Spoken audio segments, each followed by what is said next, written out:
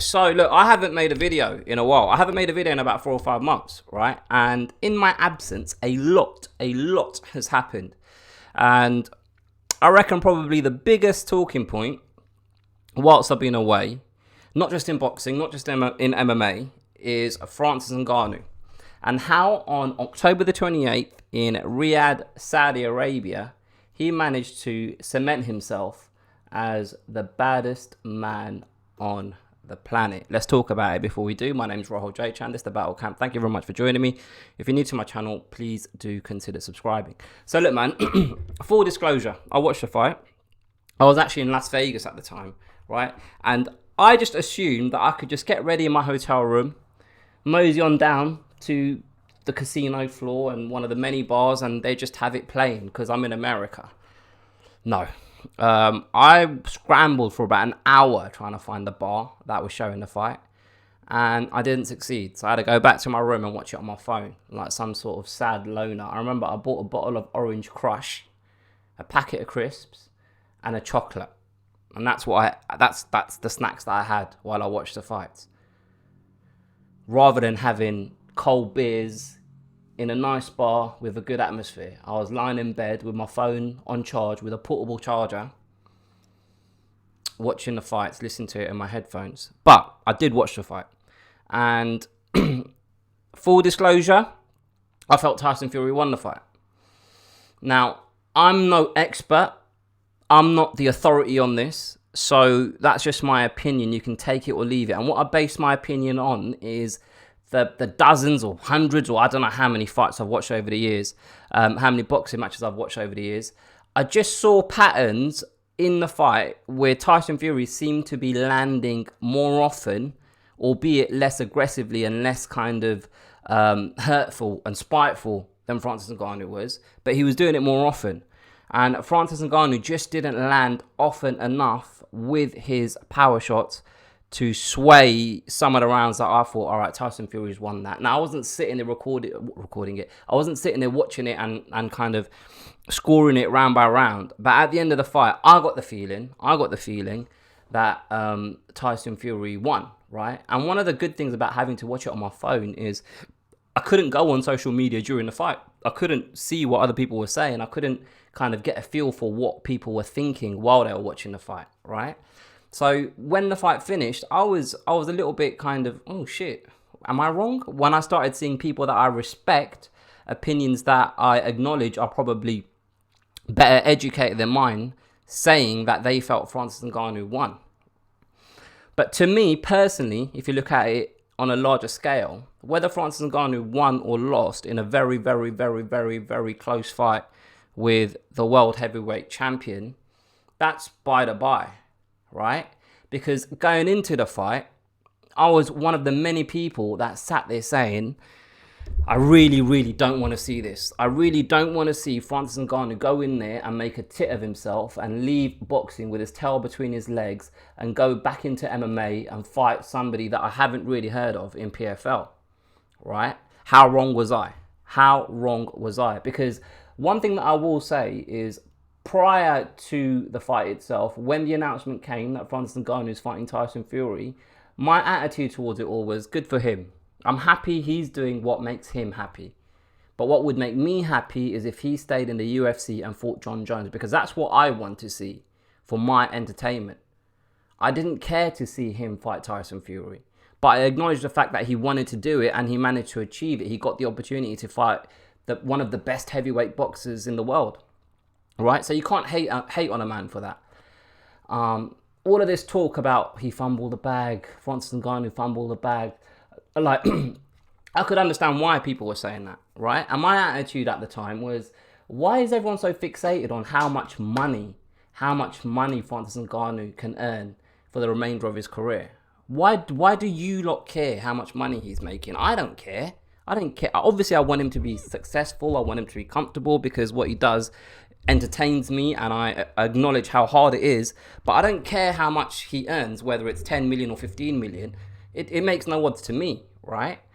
But one thing that I did say previously is if him staying in the UFC goes against his principles, goes against his kind of values, goes against his own self-worth, his own self-respect. And if he feels he needs to move away from that organization to be happy, then fair play. Let him do what makes him happy, right? I wasn't holding a grudge against him. I wasn't sitting there saying, oh, he's messed up, he's messed up. There was a period where I thought he may have messed up because I felt as if Francis Ngannou had put all his eggs in a basket where he thought that he was, this is going back about 6 months, 8 months, where he thought that he had secured a fight with Tyson Fury because he jumped in the ring after Tyson Fury beat Dillian Whyte. And I, having watched Tyson Fury for the last 3, 4, 5, 6, 7, however many years he's been a prominent figure in boxing, I just know you can't believe a single word the man says, right? So I thought, is Francis Ngannou seriously sitting there thinking that he secured a fight with Tyson Fury when we know the guy will just wake up and change whatever his opinion is at the drop of a hat? Like, you can't trust what he's saying. Do you know what I mean? Clearly, fast forward to now, everything has worked out, and it's actually worked out better than many people would have thought. And in my opinion, right? So I watched some of the content that was kind of put out during fight week, and I saw Francis Ngannou's interview with Ariel Helwani, and he seemed very kind of pragmatic in terms of how he thought about the fight as it was approaching. And it kind of didn't fill me with confidence, right? Because he said a couple of things like, oh, I've already won, we'll see, I'm not sure what's going to happen. He acknowledged the fact that he's never had a boxing match and he's going in there against the champion. And I thought to myself, has he already resigned himself to defeat, right? One of the thoughts that I kept one of the prevailing thoughts in my head in the lead up to the fight was, this man has got Mike Tyson helping him train. And I was thinking to myself, if physically Francis Ngannou can't execute what Mike Tyson is asking him to do, or Mike Tyson is giving him instructions and Francis Ngannou can't do those instructions, is that something that might hinder his confidence going into the fight? And for him to achieve anything on fight night, his confidence would have to be at an all-time high, right? Because he hasn't got the experience to rely on. That was the thought that kept running through my mind. I reckon he might have messed up getting Mike Tyson in his corner, or getting training from Mike Tyson. How wrong was I? Francis Ngannou has made a career out of proving people wrong. And you got to take your hat off to him. And I would at this moment if my hair wasn't such a mess. Anyway, fight finishes, and a few days afterwards, I still see people talking about fumbled the bag. Francis Ngannou has fumbled the bag. Francis Ngannou has fumbled the bag. And I was thinking to myself, how? How, Sway? How has he fumbled the bag? Whichever metric you look at, whether you look at it from a philosophical standpoint like I do, whether you look at it from a monetary standpoint like everyone else seems to do, he stands to earn millions and millions of dollars now in business with the Saudis. And whether you look at it from a kind of fame or notoriety standpoint, like how his star has grown after that performance, both in the MMA world and in the boxing world, I don't think that he would have this level of just adulation if he went in and beat John Jones in the first round via vicious knockout. Do you know what I mean? Like, I can't see how anyone can seriously mount an argument to say that Francis Ngannou made a mistake leaving the UFC at this point. Like, when people do talk about the fact that he left the UFC and he should have stayed and blah, blah, blah, like, you can clearly see that Francis Ngannou, his dream has always been to box, right? He's made no secret about that fact. He's always wanted to box, right? Like, being in the wrong continent to get the kind of training he needed couldn't separate him from his dreams. Having to cross different borders, having to cross ocean or oceans, I don't know his exact route, didn't stop him from chasing his dream. Being homeless, having to sleep rough, didn't stop him from achieving or chasing his dream. So what makes you think that a contract and the promise of a set amount of money is going to be enough to deter him from chasing that dream of his? Like, you'd assume at this point, whether he's got, millions in the bank or whether he's got hundreds of thousands in his bank, and this is prior to the Tyson Fury fight I'm talking, he lives a very comfortable life. and how he's living now is miles and miles and miles apart from where he started in Cameroon all those years ago.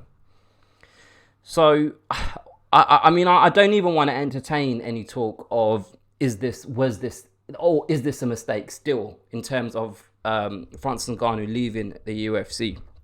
He's gone out and he's proved a lot of naysayers wrong.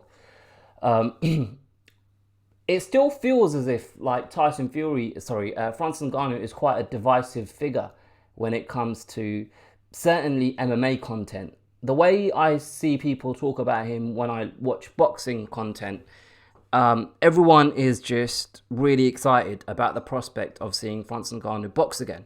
But in the MMA world, he still seems to divide opinions. There's still people that are still negative towards him. And I really don't understand how anyone can be. Like, at some point, you just got to give it to a guy and say, you know what? Fair play, man. Well done. You've really gone and done what you've wanted to do, and you've made a success of it. What I find actually, look, I'm a massive fan. I'm a massive fan of Ariel Helwani. I watch his show. He probably puts out, I don't know, 2 shows on YouTube and whatever other stuff that he's doing. I watch most, if not all of it, right? I listen to the Ringer MMA show. I'm a fan of his. And I understand why he is gloating and behaving the way he has been since that fight with Tyson Fury, because he's always been on this Francis Ngannou train, right? But to an extent, I believe that his behavior is almost counterproductive, because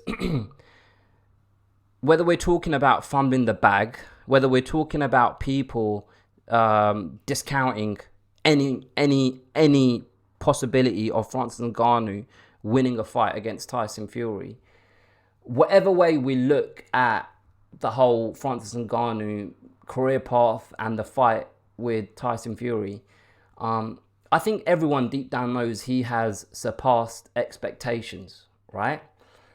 So when Ariel Helwani, what I've seen of him, he literally has spent so long gloating about Francis Ngannou's successes, but not celebrating them, gloating and taking pot shots at people that said prior to fight night that I think Francis Ngannou is making a mistake, or Francis Ngannou is going to go in there and get battered. Like, anyone that said anything that he perceives to be negative about Francis Ngannou, he's coming back with receipts. And to me, when things are so obvious, you don't really need to go down that path, right? Like the example I gave about fumbling the bag, a few minutes ago, where I said whichever metric you look at it, it's been this decision he's made has been a success, right? Whether it's philosophical, whether it's commercial, whether it's kind of just adulation, fame, notoriety, whichever way you look at it, it's been a success. And if Ariel Helwani had just said that and then focused on celebrating Francis Ngannou and focused on what he's achieved, rather than focusing on, you said this 3 months ago, or you said that 2 months ago, and you were wrong, because Francis Ngannou went and surprised. And that's another thing that I don't quite get, because you can't have it both ways, right? You can't celebrate the fact that Francis Ngannou shocked the world, right? You can't celebrate the fact that this was a major surprise, what happened that night in Saudi Arabia against Tyson Fury, and then at the same time have a go at people that said prior to the fight that I don't think Francis Ngannou has a chance in hell. Because both of them go hand in hand, right? Because if everyone was saying prior to the fight that, I think this is a competitive fight, I think Francis Ngannou might have him, then it wouldn't be a shock. It wouldn't be a surprise. It wouldn't be a major upset. Like, if the title was on the line and Francis Ngannou had won, that would have been the biggest upset in heavyweight boxing history, you'd assume, right? I don't know what the odds were, and I don't know whether there's been odds wider than this. Maybe when Wilder fought Stavern, the odds were wider in the second match. I don't know. But I don't know how productive that has been, because I just feel like the focus should be on Francis Ngannou and not what the haters have been saying. Do you know what I mean? With regards, going back to, let's focus on Francis Ngannou. One thing that I've always known is Francis Ngannou is clearly an elite athlete. He clearly has heart. He clearly has determination. He clearly has the fighting spirit. And I've said in previous videos, I feel like Francis Ngannou is an intelligent man. And I feel like he might be the most intelligent man in combat sports, because just off of the moves he's made in his career, the nerve he's had to have to stick to his guns, knowing what he's risking by walking away from the UFC, and the way he's navigated these last couple of months. And on top of that, and I've said this point previously, if you've watched any of my previous videos, the way he carries himself and the way he articulates himself, and I don't believe English is his first language, but the way he kind of puts his message across, I don't know if I've seen a fighter portray themselves in a more kind of, to me, logical, commonsensical way. I just feel like he's probably one of the most intelligent. You can be the baddest man on the planet, right? And right now, you have to say he is. But he's also very, very, very intelligent. The guy's got the total package. What's next for Francis Ngannou? Look, so I watched, is it Don Davis, I think his name is, the CEO of PFL, and he seemed very open to the idea of Francis Ngannou boxing again and not being involved in an MMA match in the first quarter of 2024. And obviously, I can see exactly why he's saying that, because firstly, they've just had that investment of I don't know how many hundred millions from the Saudi Arabian investment fund. So you don't want to rub them the wrong way, because they're probably going to need another injection for a few hundred more million in the future. They haven't got a viable opponent for him to fight in the first quarter in the PFL. And I believe His Excellency whatever his name is, Turkey, this fight, right? When it was announced, it was looked at as a cash grab by Tyson Fury. It was denounced by the boxing world, right? And he obviously felt that, because the whole point of this whole endeavor is to put the limelight on Saudi Arabia through sports, right? And he obviously felt, hold on a minute, I thought that this was going to be met with a load of kind of celebration and excitement, and in fact what we're getting is people moaning that this event is happening. So for it to turn around and for it to deliver the way it did, and for Francis Ngannou to come out with the credit that he's come out with, and for him to be so competitive in the fight, you'd imagine that Turkey is very grateful and very happy with what Francis Ngannou has done, right? So you know that there's a big fat paycheck waiting for him for his next fight in boxing in Saudi Arabia. And you'd imagine that Turkey will sweeten the deal with the PFL and say, here's hold this amount of money, however many millions, because contractually you have the right to promote Francis Ngannou's next fight. But because you're allowing us to use his services, here's this money to hold, so you can cover any commercial loss that you might have had for allowing us to use Francis Ngannou. And let's be honest, whatever they do give PFL, it will probably be more than anything that PFL could earn in a pay-per-view fight that they promote for Francis Ngannou against a heavyweight that none of us have ever heard of, with an undercard full of people that we don't really deem as pay-per-view quality fighters. Going back to Francis Ngannou, final thoughts. What a man, what a guy, what a legend. Fair play to him. Double thumbs up. Well done. I'm excited to see who he boxes next personally. If it's not going to be a rematch with Tyson Fury, I'd love to see him fight AJ. I think that would be a good fight in terms of the way it would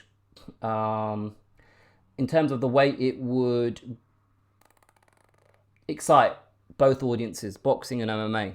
And yeah, I'm looking forward to it. Anyway, those are my thoughts. A lot longer than I thought it was going to be. You probably heard my laptop going off. I've got a meeting in 15 minutes. I should shut the fuck up. But yeah, thanks for watching. Please subscribe if you haven't already, and I'll catch you guys on the next one.